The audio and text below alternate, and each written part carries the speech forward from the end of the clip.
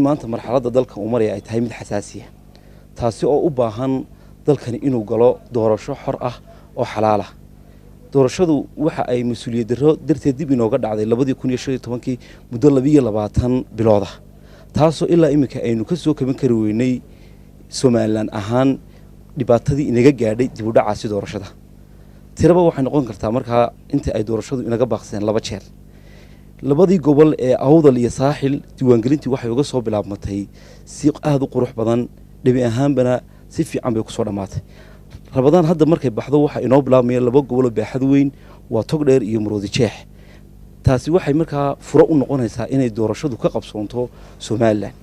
xisbiyada u cidiyo kulmiye waxa aan leeyahay xilligii la is-eedeynayay hadda lama joogo ee waxa la joogaa marxaladii aynu gali lahayn doorashada. kulli wadani ahaan anagu cid aan la tartamayna waa kulmiye ee aanu maxay horay tartanka kula jirno. waayo haddaan eego xisbiga uu cid meesha uu ka baxay waxaan u noqday xisbigaasi institution ka qasaaray qaranka muddo 17 sanadood oo Soomaaliland ku jirtay nidaamka asxaabta qaranka. saddexda xisbi waxa loo sameeyay iyagu ismiisaamaan oo ay ka turjumaan baahida dalka. Faysal wuxuu ka dhigay xisbigii u cid jeeble uu isagu ku shaqaysto. marka runtii waxaan oran karnaa waa jeeble siyaasi ah. cidna kuma eedayn karo Soomaali weyn iyo xamar.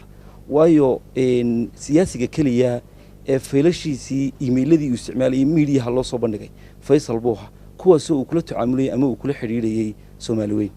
sidoo kale waxa uu la kulmay oo ay fuusiyo u geysay madaxweynihii hore ee Soomaaliya dalka Ingiriiska. Faysal waxa uu ka qayb galay xaflad jaaliyada Soomaaliya ay ku dhigatay Imaaraadka. haddana wuxuu ahaa campaigner u adeega Xasan Sheekh Maxamuud. horena waxa uu Faysal sumad ugu lahaa arintii UFO iyo Gaani. arrimahaas oo dhan markaad eegto waxa uu ninka aynu ku sifeyn karnaa inuu yahay meel kasta uu joogo qof lagu adeegto institution ka dhan ee qarankan lahaana wuxuu ka dhigay mid uu isagu ku adeegto. waxaan oran karnaa uu cid way ka qasaartay Soomaaliland dhamaanteedba iyadoo ku joogta qiimo aad u culus. xisbi xaakimka kulmiye muddo 7 sano ka badan oo dalka ka soo arriminayay waxa laga dhaxlay ama laga dheefay guuldarooyin fara badan oo siyaasi ah. maantana waxa uu koow ka ah guuldarooyinkiisa inuu maxay ahayd tolay in xisbigii uu isagu ku adeegsado. marka waxaan leeyahay fariintiina weyn soo gaadhay kulmiyahow waxaynu ku jirnaa xilligii doorashada. cidda tartamaysaana waa Muuse iyo Cabdiraxmaan.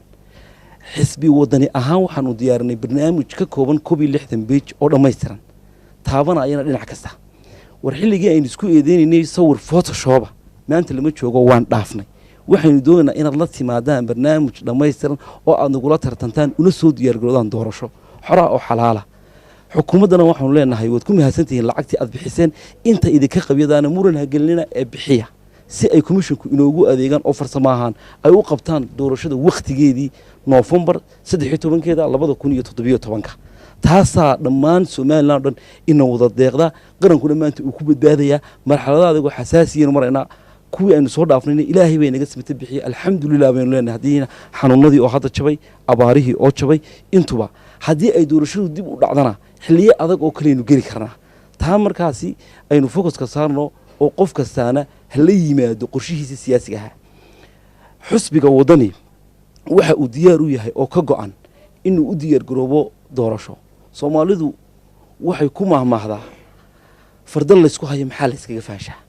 waxaanu leenahay xisbi xaakimka kulmiye almiidaan waasic. doorashadii ayaa ina haysa ee taa aynu ka hadalno aynu ka hawlgalno. waxba Faysal ha isticmaalina waqtigii Faysal uu dhamaaday. cidda aynu maanta ummadda ka iibinayna waa Cabdiraxmaan iyo Muuse. ummaduna way garan kartaa ninkii galaday iyo kii aan galadin. xisbiga wadanina waxa uu la yimid barnaamij cad oo siyaasi ah